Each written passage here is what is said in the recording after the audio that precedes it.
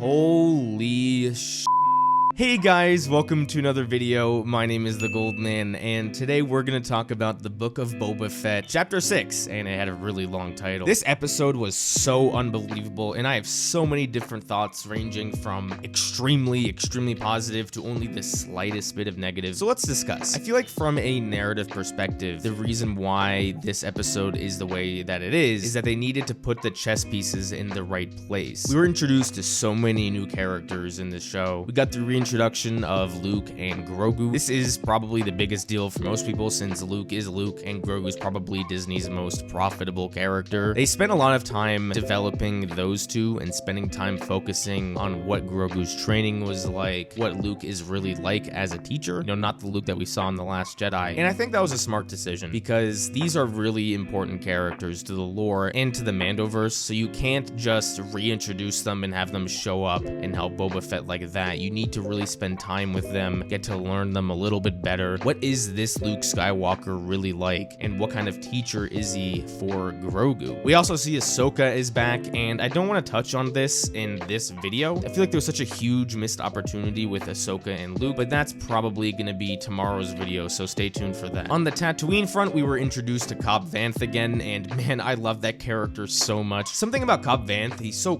cool, yet he's a really good-hearted person, and I like his reluctance to help out Mando, because Mando is trying to recruit more people. Cobb Vanth is just like, listen man, my people want peace. We don't want to be involved in any conflict. And then of course, Cad Bane is back. I saw a lot of people complaining about the way he looked, saying his face wasn't long enough. I get that, but I thought his live action adaptation was really great. For me, maybe this is just my delusion, but his voice sounded pretty accurate to what we used to know in the shows. I mean, we just saw him with the Bad Batch, so seeing him here, he sounded fairly accurate. I had a feeling that Cad Bane would show up because one thing that the Clone Wars Season 7 did for Mando Season 2 set up the relationship between Ahsoka and Bo-Katan, so when we saw them in The Mandalorian, the relationship kind of made sense. And here, in the Bad Batch, they set up the relationship between Fennec Shand and Cad Bane. I believe they're gonna fight each other, and maybe we'll even get an Omega reference. One of my complaints about the series so far isn't the story so much, it's just the direction they've decided to take Boba Fett as a character. One thing I really appreciated about the first 4 episodes, even though I wasn't a big fan of them, was that they were really focused on Boba Fett. They didn't pander to all of these cameos and wider scope of the Star Wars galaxy. It was focused on telling a story about Boba Fett. Then we got Chapter 5, which was focused on Mando. Then we got Chapter 6, which focused on so many different people because the scope just expanded. I feel like they could have still done the story elements in Chapter 5 and 6 while still focusing on Boba Fett.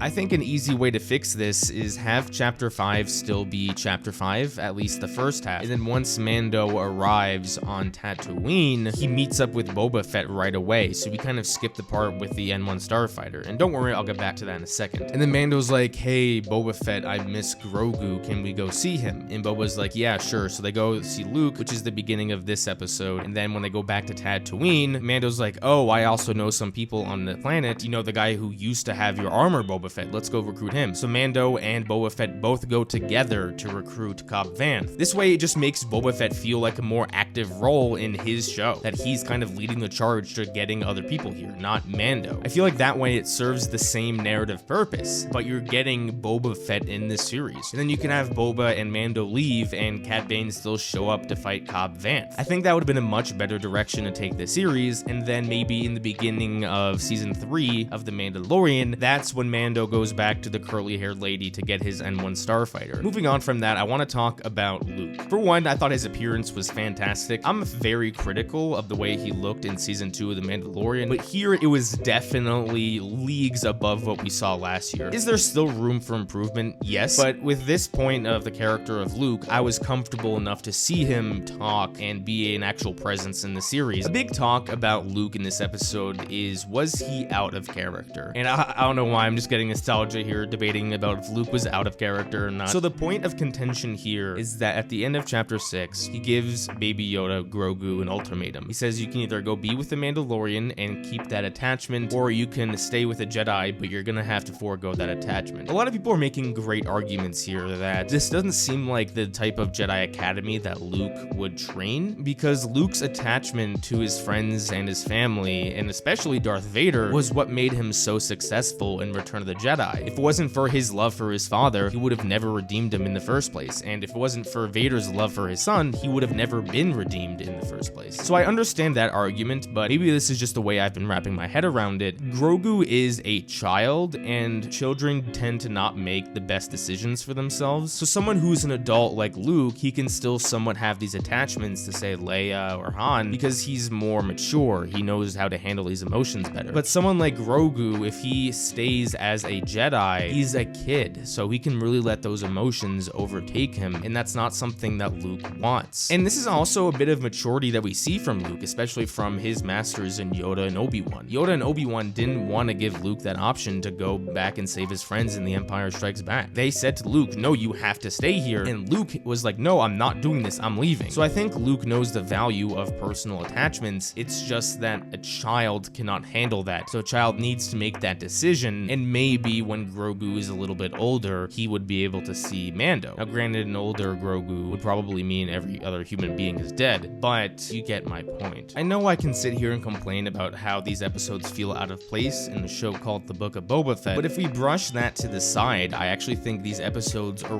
really well written. It's not simply because we got Luke and Grogu back and we got to see Ahsoka and Cobb Vanth. This story is really spending the time to flesh out these characters' motivations and why they would potentially want to help out. With Cobb Vanth, we see how skilled he is in the beginning when he takes out 3 of those pykes relatively easily. So then transition that to the end of the episode, we see how skilled Cad Bane is in comparison to Cobb Vanth. Also, I don't think Cobb Vanth is dead.